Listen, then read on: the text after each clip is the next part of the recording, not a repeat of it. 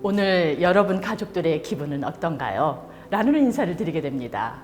제 기억에 한편에 저의 새내기 엄마의 모습과 또 저의 남편도 제 새내기 아빠의 모습이 떠오릅니다. 그게 저에게는 참 오래된 일입니다. 몇 해 전부터 저는요, 서울시 육아종합지원센터에서 아빠들과 함께하는 아이좋아 아빠 교실을 통해서 아빠들을 만나게 되었습니다. 아빠들은 엄마들 못지않게 스스로 괜찮은 아빠인지 자신을 점검하는 그런 시간을 갖더군요. 잘하고 있는지에 대한 확신이 필요하기도 하고요. 또 때로는 아빠가 처음이라서 어렵고 또 힘든 고민을 서로 나누기도 하고, 그러면서 아빠로서의 주춧돌을 놓아가는 듯 보였습니다. 여러분과 함께하는 이 시간, 아빠로서 초석이 되는 그런 시간이 되기를 기대하면서 한 아빠의 고백서를 들춰보도록 하겠습니다. 자, 두 형제를 둔 아빠의 고백입니다. 한번 살펴봐 주시기 바랍니다. 이 아빠는요, 큰애하고 작은애가 3살 터울이라고 하더군요. 그러다 보니까 큰애한테만 양보해라 라는 그런 요구를 많이 했고요. 똑같이 잘못을 했어도 더 큰애한테 혼을 냈다고 합니다. 그러다 보니까 큰애하고 작은애의 성격이 둘 다 그다지 부모가 보기에 좋지 않았다라는 그런 내용이죠. 그리고 뒤에 가서 보면 어떻게 해요? 만약에 다시 과거로 돌아갈 수 있다면 각자 이야기를 들어주고 또 스스로 과오를 느낄 수 있도록 그렇게 유도해서 누구라도 자존감을 다치지 않게 해주고 싶다라는 그런 고백서입니다. 두 형제를 둔 아빠의 고백서에서 주목해야 할 단어들이 보입니다. 자, 양보, 더 혼내다, 계속, 반복, 또 자존감 떨어짐, 우습게 생각, 미안, 어두운 편, 자기 뜻대로, 화, 참지 못함, 스스로 해결, 개입, 중립, 들어줌, 또 부모는 제3자, 잘잘못, 구분 짓다, 강요, 도움이 되지 않음, 과거로 돌아간다면 이야기를 들어줌, 느낄 수 있도록 자존감 다치지 않게. 자, 한 가정에서 자녀를 어른인 부모가 양육한다는 건 가장 중요한 과업이죠. 그러다 보니까 이런 것들이 때로는 대단히 이렇게 어려운 일이기도 합니다. 아이들과 함께한 그 시간이 두 번 다시 돌아오지 않기 때문입니다. 자, 두 형제를 둔 B 아빠의 고백에서 주목했던 단어들을 살펴보면 여러분은 어떤 마음이 드시나요? 한 지붕 속에서 여러분들은 무엇을 배운다고 생각합니까? 다음은 우애에 대해서 여러분들하고 같이 이야기를 나누도록 하겠습니다. 자, 우애라는 단어는요, 사회성 발달의 근원지인 가정 내에서 형제, 자매, 남매, 그리고 부모로부터 형성되는 관계적 정서입니다. 당연히 자녀가 한 명이 아닌 둘, 셋 또는 그 이상일 때 부모의 바람은 어떻습니까? 우애가 돈독하게 자랐으면 하는 그런 기대를 하게 됩니다. 그런데 말입니다. 그것을 좌지우지하는 요인이 자녀가 아닌 누구요? 바로 부모라는 사실입니다. 자, 이번에는 제시된 사진을 한번 봐주세요. 식탁에서 간단한 음식을 여동생과 아빠 그리고 남자아이가 먹고 있는 그런 모습이 보입니다. 여러분들은 무엇이 보입니까? 나도 아빠 품에서 먹고 싶은데 이런 거나 보이지 않나요? 자, 또 다른 사진 하나를 제시합니다. 엄마 등 뒤에 엎여 있는 듯 같으면서도 또 기대어 있는 남자아이와 그리고 동생, 또 무엇이 보입니까? 혹시 엄마 나를 좀 봐주세요 라는 모습이 보이진 않나요? 아이의 웃음 뒤에 부모의 사랑을 경쟁적으로 기대하는 수면 아래의 욕구가 보이진 않나요? 자, 수면 위에 드러난 웃음만 보인다면 다음 제시하는 프로이드의 정신분석 이론을 들춰봐 주시기 바랍니다. 자녀의 요구와 욕구, 아빠의 6번째 감각입니다. 자, 프로이드는 이렇게 말합니다. 정신분석 이론에서 인간의 행동과 사고는 의식적이고 합리적이기보다는 오히려 무의식적이고 비합리적이라고 말을 합니다. 더욱이 영유아기의 자녀는 본능과 자신의 감정을 무의식적으로 표현하고 드러내는 가능성이 크죠. 자, 송아지나 망아지는 태어나자마자 몇 분 지나지 않아서 네 발로 뜁니다. 그에 비해서 인간이나 아기는 성장 속도가 느리죠. 그러기에 부모의 보살핌이 다른 동물에 비해 긴 시기를 지닙니다. 그 가운데 부모의 역할이 있습니다. 자녀들의 요구와 욕구를 제대로 파악해낼 수 있어야 합니다. 오감 외에 6번째 감각이 따로 필요합니다. 이것은 하루아침에 형성되는 것은 아니죠. 부단한 노력의 결과에 의한 것일 것입니다. 자, 부모는 아이들을 양육하면서 자신만의 감각을 만들어 간다는 생각이 듭니다. 그러나 여기에서도 중요한 점은 시행착오가 아이들에게는 어떻게 해요? 깊은 상처로 남을 수 있다는 점입니다. 자, 핵심은요. 나 스스로 아빠됨에 대한 성찰의 시간입니다. 따뜻한 온기가 그려지는 그런 가족의 그림을 그려보기 위해서 나누고 싶은 이야기는 자녀를 둔 부모로서의 준비에 대한 것입니다. 자, 여기에 남동생이 있는 초등학교 5학년 누나의 이야기에 귀를 기울여 주시기 바랍니다. 제가 이 친구와 같이 이야기를 나눴는데 이런 얘기를 물었어요. 자, 남동생하고 다툴 때 너희 부모님은 어떻게 하시니? 라고 물었더니 먼저 우리의 이야기를 들어주시고요. 그 다음에 서로의 잘못이 있을 때 혼내주세요. 그래? 그렇게 대하시는 것에 대해서 너는 어떻게 생각해? 이렇게 물었더니요. 저는 불만이 없어요. 그런데 남동생은 불만이 있나 봐요. 하는 거예요. 자기가 잘못하지 않았을 때 그때 혼낼 때는 불만이 있다는 거예요. 이렇게 말하는 거예요. 그래서 너는 어때? 라고 물어봤어요. 그랬더니 저도 제가 잘못하지 않았을 때 혼낼 때는 그때는 저도 불만이 있죠. 이렇게 말을 하더라고요. 자, 제시된 자료 초등학교 5학년 누나의 이야기를 통해서 여러분들은 무엇을 느끼셨나요? 저는 부모의 판단이 아이들 각자의 처지에서 잘못될 수 있구나라는 생각이 들었습니다. 더듬어 생각해 보면은요, 부모의 판단이 옳지 않을 때가 참 많았다는 생각이 듭니다. 부모의 섣부른 판단은 금지돼야 합니다. 아이들은 자신이 생각하는 이유가 나름대로 있기에 내 마음만 읽어주세요 하고 얼굴을 내밀고 있지 않을까요? 자, 후회가 덜 남고 또 미안함이 덜 할 수 있는 방법은 사전에 갈등 상황이 발생할 수 있는 이유와 대처법을 아는 것입니다. 아는 것이 뭐라고요? 힘이기 때문입니다. 자, 아는 것이 힘, 자녀 성별 유형에 따른 갈등 상황과 대처법을 말씀드리겠습니다. 갈등이라는 단어를 사전적으로 한번 찾아봤더니요. 등나무가 서로 얽히는 것 같이 이해관계가 상반돼서 양보하지 않고 대립하고 충돌하는 것을 일컫는다라고 적혀 있더라고요. 자, 이런 갈등 상황에서 자녀를 양육한다는 것은 어때요?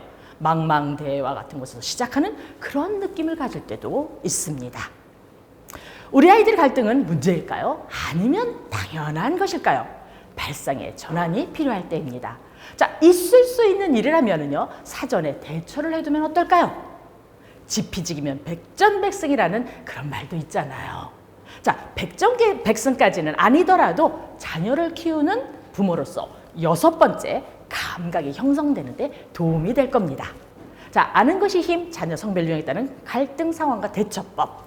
자, 가족들은요, 한번 생각해 봅시다. 부부에서 자녀로 그 구성원의 변화가 더해지죠. 자녀 또한 외둥이, 다둥이까지 그 구성원이 다채롭습니다. 게다가 똑같은 부모한테 태어났는데도 불구하고 보세요. 어때요? 다 서로 다른 기질이 지니기도 하죠. 자녀를 양육한다는 것은 그래서 개별 자녀에 대한 기질과 특성, 그리고 욕구와 상황을 파악해내는 그런 어려움을 동반하기도 합니다. 자, 다음 3가지 유형은 일반적인 범주에서 생각할 수 있는 것으로 특히 자녀 성별 유형에 따른 갈등과 부모의 대처법에 관한 내용입니다.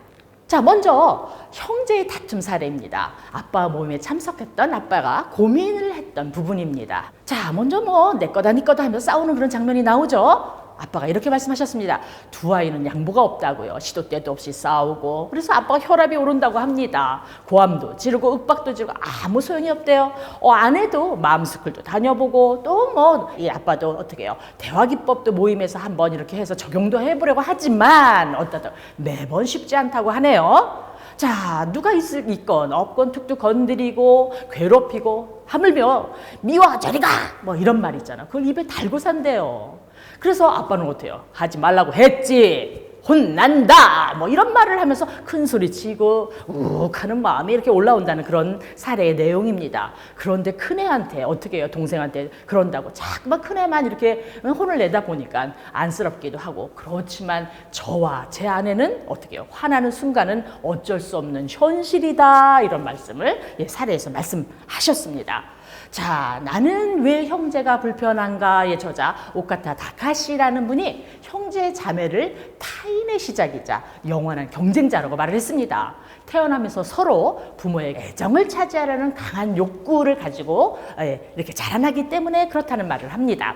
형제의 다툼, 원인과 대처법. 자, 첫 번째는요. 싸움의 원인은 항상 뭐예요? 순서와 소유의 문제입니다.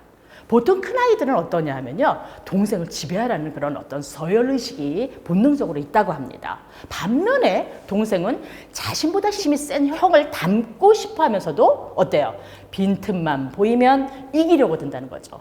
그러다 보니까 사사건건 싸우게 되고 집안에 큰 소리가 끊이지 않게 된다는 것입니다. 부모의 사랑을 더 차지하기 위해서 형제 간에 이렇게 심리적인 갈등, 적대감, 또 경쟁, 이것을 우리는 카인 콤플렉스라고도 하죠. 자, 여기에서 부모가 어떻게 형제를 대하느냐에 따라서 더 심해지기도 하고 상처로 남기도 되고, 그렇기 때문에 어떻게 하면 좋겠습니까? 긍정적인 에너지로 전환될 수 있도록 비교하고 편애하고 하는 것은 금물이라는 점 여러분들 꼭 알아두시기 바랍니다. 자, 두 번째입니다. 형제가 싸워서 혼날 때 어떻게 해요? 둘 중 하나만 혼내지 않도록 주의해 주시기 바랍니다. 보통 울거나 아니면 더 크게 이렇게 반응을 보이는 아이 편을 부모들은 들게 되죠. 너 형이 돼서 동생을 때리면 어떡해? 뭐 이러면서 형을 다그치거나, 아니면은 조그맣게 어디서 형한테 대들어 뭐 이러면서 동생을 나무라는 거, 이거 금물입니다. 자, 세 번째는요. 두 아이 모두 싸운 일을 들어본 뒤에 그 다음에 똑같이 주의를 줘야 한다는 점입니다. 형제를 키우다 보면은 어때요? 뭐 몸이 먼저 나가는 경우도 참 많습니다. 물론 싸우는 과정에서 양보하거나 타협하는 것도 배우게 되죠. 자, 주먹을 휘두르거나 발로 차는 등의 이런 폭력적인 싸움, 그런 거는 절대 방치해서는 안 됩니다. 만약에 이럴 때는 가족 회의를 거치고요. 폭력 쓰지 않기라든지 욕하지 않기, 뭐 이런 것들에 대한 어떤 규칙을 정하고, 만약에 이거 어길 때는 어떻게 해야 될지 뭐 그런 부분에 대해서도 미리 정해 놓는 것이 좋을 것입니다. 자, 네 번째입니다. 형제를 키우려면 남자의 성향 및 특징에 대해서 누가요? 특히 엄마가 공부를 많이 해야 합니다. 아들만 키우는 엄마들의 목소리가 어때요? 점점 뭐 커지죠. 그리고 막 뭐 소리 아무리 목이 터져라 소리 쳐도 별반 반응도 없어요. 자, 아들은 어때요? 감정이 아니라 논리로 접근해야 한다는 점입니다.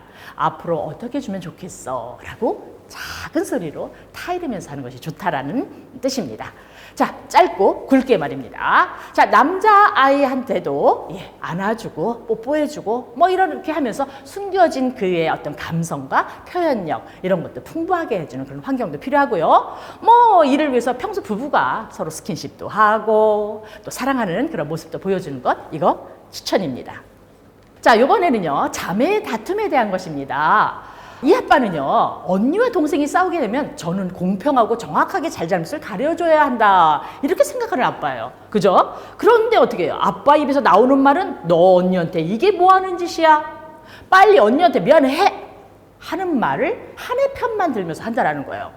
왜 그러냐 한번 여쭤봤더니요. 큰애가 아빠를 닮았다는 거예요. 작은애는 엄마를 닮았고요. 어쨌든 뭐 그래서 더 싸우는 거 아닌가, 이런 고민을 했습니다. 자, 우리 아이들이요, 아직 감정 조정 능력이 부족한 시기입니다. 순간적인 감정을 참지 못하고 그래서 다툼이 발생하기도 하죠. 누구 하나를 이때 무조건 야단치는 행위, 이거 하지 말아야 합니다. 자, 언니는요, 동생을 잘 보살피긴 해요. 그런데 항상 그러면서도 자신이 동생보다 우월하다는 그런 점을 확인받고 싶어 해요. 반면에 동생은요, 언니를 닮고 싶어 하지만 언니보다 더 나아지려고 해요. 더 눈에 띄려고 하고요. 자, 특히 그래서 또 어때요? 부모의 사랑을 갖다가 어떻게 서로 독차지하라고 경쟁도 하죠. 그러면서 애교도 부리기도 합니다. 만약에 동생이 언니보다 관심을 더 많이 받게 되면요, 자매 사이가 급격히 나빠져요. 자매들은 엄마, 아빠를 자기 편으로 만들려고 하거든요. 자, 고자질하고 또 험담도 하고 뭐 이럴 때는 하나의 말만 이렇게 듣다가 다른 아이를 혼내는 거, 이거 안 됩니다. 고자질하고 험담할 때 어떻게 해야 돼요? 잘못된 행동임을 먼저 알려주고 다음부터는 그런 행동하지 않도록 이렇게 하는 게 우선이겠죠. 자매의 다툼 원인과 대처법. 자, 다음과 같은 것을 한번 해주시기 바랍니다. 첫 번째요. 언니에게는 보살핌을, 또 동생에게는 양보를 강요하지 않기를 바랍니다. 두 번째, 딸들에게는요. 감정을 읽어주고 인정해주는 말을 자주 많이 해주는 게 좋습니다. 자, 세 번째로는요. 딸은 얌전하고 다소곳해야 한다는 그런 젠더적인 어떤 고정관념, 이거 갖지 않도록 그렇게 노력해 주시기 바랍니다. 자, 네 번째요. 이건 아빠한테 더 얘기 드리고 싶은데요. 아빠는 딸과 성별이 어때요? 많이 다르죠? 그래서 어때요? 딸에 대한 그런 공부에 대해서 더 필요할 거라는 생각이 듭니다. 자, 감정 표현이요. 이게 대단히 서툴어요. 그리고 아이들 감정을 빨리 읽어내지 못한다. 뭐 이런 아빠들인 경우에 어때요? 딸들의 그 예민한 감성을 따라가지 못해가지고 되게 힘들어할 때가 참 많아요. 자, 이번엔 남매의 다툼에 대한 사례입니다. 자녀를 3명이나 뒀네요. 자, 위로 오빠, 그 다음에 여동생, 그리고 밑에가 남동생이에요. 그런데 한번 살펴보십시오. 셋째가 이제 태어난 지 몇 개월 좀 안 됐어요. 이런 가운데서 첫째하고 둘째가 다른 집 아이들보다 기질이 좀 세다고 아빠가 말씀하셨어요.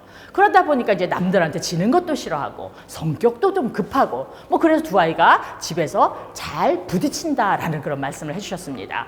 또 최근에 이 여동생이 31개월 이렇게 지나가면서요, 어때요? 말을 정말 유창하게 막 곧잘 잘하더라는 거예요. 그러면서 이제 거짓말로 자기가 잘못한 것도 오빠가 잘못했다, 뭐 이렇게 얘기를 이렇게 하는 거예요.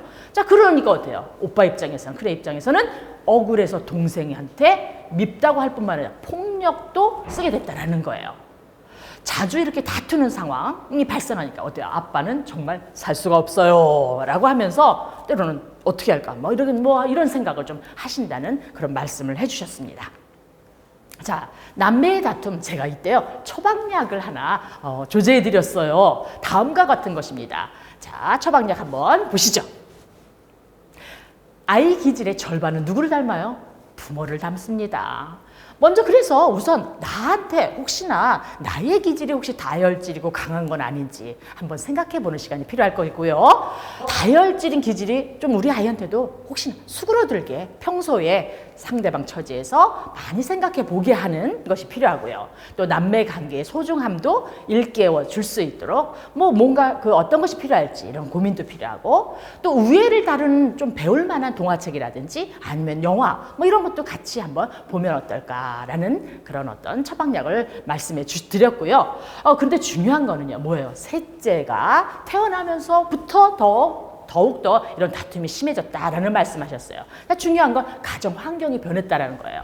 그로 인해서 부모의 사랑을 빼앗길 수 있다라는 불안 심리가 두 아이한테 다 작동했다라는 것이죠. 자, 이에 대해서 어떻게 해요? 부모의 사랑 변함없다. 그런 어떤 정서적 신뢰가 두 아이한테 다 어떻게 해요? 형성된다라면 아이들은 안정감을 느끼게 될 것입니다. 두 아이 모두 지금 현재의 갈등, 부모의 도움이 필요하다는 그런 신호를 보내고 있는 건 아닐까요? 라고 제가 처방약을 조제해 드렸어요. 자, 남매의 이런 다툼, 원인, 대처법에 대해서 다시 한번 좀 살펴볼게요. 자, 첫 번째는요, 자아가 강한 사람들 있잖아요. 그렇게 서로 유사한 기질을 갖거나 그런 성격일 경우에는 서로 쉽게 다투게 돼요. 또 자신을 또 먼저 내세우고 이러다 보니까 그런 어떤 상황이 발생을 하죠. 자, 문제 상황을 지혜롭게 해결하기 위해서 다음과 같은 걸 한번 생각해 보시기 바랍니다. 자, 첫 번째, 우리 올바른 오빠와 또 누다, 그리고 동생의 역할에 대한 것들에 대해서 한번 이야기를 한번 나눠보는 것입니다.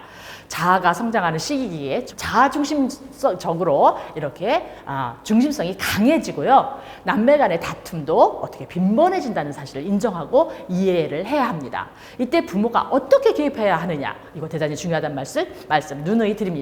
서로에 대한 배려와 존중의 마음을 키워가는 기회로 삼는 건 어떨까요? 자, 남매의 다툼과 원인 대처법에서요, 남매의 경우 큰애가 성별이 어떻게 되는지에 따라서 양육법, 대처법도 달라집니다. 첫째가 남자고요. 또 둘째가 여자인 경우에는 오빠는 동생에게 신체적으로 우월감을 느끼기 때문에 뭐 때로는 은연중에 복종을 바라게 돼요. 반면에 동생은 오빠의 폭력을 조심해야 되기도 합니다. 오빠가 위에인 경우요, 남매를 키울 때 남자와 여자는 발달 속도가 좀 차이가 있죠. 그 부분은 부모가 이해를 잘하고 계셔야 되고요. 자, 첫째가 여자이고요, 둘째가 남자인 경우 보통 누나가 동생을 어떻게 해요? 살뜰히 챙기는 그런 경향이 있습니다. 남동생은 누나에게 의존하게 되지만 정치가 점점 잘하면서 어때요? 누나를 심히 약한 존재로 생각하고 그러면서 때리거나 이런 공격하기도 합니다. 누나가 이럴 때 어때요? 억울하다 뭐 이런 걸 느끼지 않도록 해야 되고요. 이때 특히 성차별을 조심해야 합니다. 자, 동생을 더 귀하게 여길 경우에 피해의식과 분노 이런 걸 느끼게 됩니다. 둘 중 편애하는 행동 이거 자제해야 하고요. 형제 자매와 달리 남동생에게는 어떻게 해요? 누나와 서열을 강조해서 절대 누나를 함부로 대하지 않도록 해야 합니다.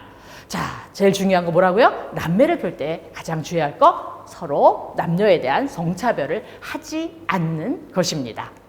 자, 다툼을 바라보는 새로운 관점에 대해서 말씀드리겠습니다. 어떤 부모는요, 다툼에 대해서 성장의 기회다, 찬스다 이렇게 보는 부모가 있고요. 어떤 부모는 성급하게 그거를 갖다가 어떻게 갈등, 다툼에 대해서 귀결 지르는 부모가 있습니다. 여러분들 비온 뒤에 땅이 굳어진다는 그런 속담 아시죠? 이건 우리 모두에게 해당되는 말입니다. 자, 이제 어째요? 관점의 패러다임을 새롭게 정립해야 할 때입니다. 갈등에 대해서 그런 상황에 대해서 아이들이 느끼고 있을 욕구와 감정에 대해서는 일체 무시한 채 대립이나 갈등은 일어나서는 안 돼. 뭐 이렇게 판단하고 빨리 귀결짓고 또 피해가려는 태도는 절대 우리 아이들의 성장에 도움이 되지 않습니다. 우리 아이들에게 필요한 것은요, 갈등이나 대립이 없는 환경이 아니라 뭐라고요? 그런 일들이 생겼을 때 스스로 해결할 수 있는 그런 능력을 키우는 일입니다. 부모의 긍정적이고 중립적인 태도, 그것이 바로 가능하게 하는 첫 번째 미션입니다. 건강한 가족을 위한 윈윈윈입니다. 윈할 수 있는 그런 대처법은요, 자녀들도 서로 만족하고 아빠는 더 만족하는 대처법을 제안합니다. 과거 우리 어린 시절에 너희들 한번 되돌아봐라 라고 했을 때 자녀들의 회고는요, 우리 그다지 싸운 것 같지 않아요. 그냥 있을 수 있는 일이었어요. 근데 중요한 건 오히려 부부 싸움이 저희들한테 오히려 문제가 됐어요. 이런 말을 합니다. 자, 우리 아빠, 엄마 혹시 일상에서 어떻게 갈등을 표현하고 해결하는지요. 오히려 그 부분에 대해서 더 큰 영향을 미친다는 사실 잊지 않기를 바랍니다. 자, 우리는 완벽하지 않습니다. 자녀들도 성장하느라 힘듭니다. 세상에 태어난 지 고작 5년, 잘해야 5년 이렇게밖에 되지 않지 않습니까? 이제 그들도 배워가는 중입니다. 누구에게 배울까요? 바로 부모입니다. 여러분입니다. 내 감정을 조절할 수 있는지, 또 아이의 마음을 읽어줄 수 있는지, 다툼을 어떤 시선으로 내가 볼 것인지, 불편한 마음이 생길 때 먼저 가슴에다 살포시 손을 얹고 또 거울을 한번 보세요. 자신의 얼굴을 한번 바라보기를 한번 해보시기 바랍니다. 항상 성공하지는 않겠지만 그것을 통해서 가정 내에서 모두가 배우고 있다는 점입니다. 우리 아이들의 오늘은 딱 하루밖에 없습니다. 이제 아이들의 싸움, 다툼, 갈등을 통해서 오히려 지혜로운 부모가 되는 길에 들어섰다고 생각하면 어떨까요? 이것이 자녀들이 만족하고 아빠는 더 만족해서 부모가 되어가는 대처법입니다. 자, 건강한 아빠, 건강한 자녀를 위해서 이런 말을 해주세요. 너 동생만도 못하니 동생 좀 닮아라. 또는 조그만 게 어디서 형한테 대들어. 너 여자가 돼가지고 왜 그래? 동생 앞에서 큰애를 야단치지 마세요. 자존심에 상처를 입게 됩니다. 동생과 사이좋게 놀라고 또 야단치지 마세요. 비교하지 마시고요. 폭력은 안 돼요. 자녀들끼리든 아니면 부모든 사랑의 매입니다. 자, 이렇게 해주세요. 내가 있어서 아빠는 정말 행복해. 역시 우리 딸이야. 너무 자랑스러워. 또 서로 잘하는 부분은 칭찬해 주세요. 위계 질서를 지켜주시고요. 혹시 큰아이가 아직은 큰아이도 어린아이거든요. 인정해 주시고요. 또 한전하면 특별히 내가 예뻐하는 건 아닌지 살펴봐 주시고 또 시기, 질투, 미움, 불안의 이유를 어떻게 해요? 알아차려 주세요. 또 언어는 차분하고 또 중립적인 분위기 이거 조성해 주시고요. 큰아이가 혹시 동생을 챙긴다 그러면 어떻게 칭찬을 바로 해주시고요. 고자질하거나 또는 험담할 때 뭐라 그랬어요? 아까 모른 척 하시라고 하셨죠? 자, 자녀의 다툼에서 자녀를 위한 액션 플레이입니다. 우리 아이가 화가 날 때가 참 많이 있잖아요. 그럴 때 어떻게 해야 할지 물어봐 주세요. 그리고 대답을 듣고 타당한 것은 인정해 주세요.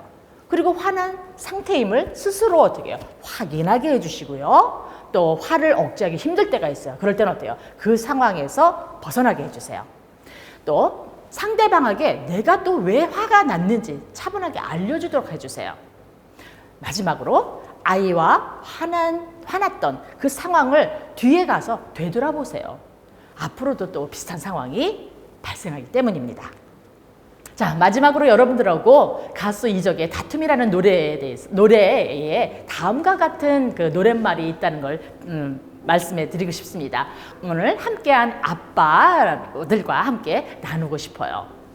자, 노랫말은 다음과 같습니다. 얼마나 많은 다툼 뒤에 비로소 뉘우칠 수 있을까?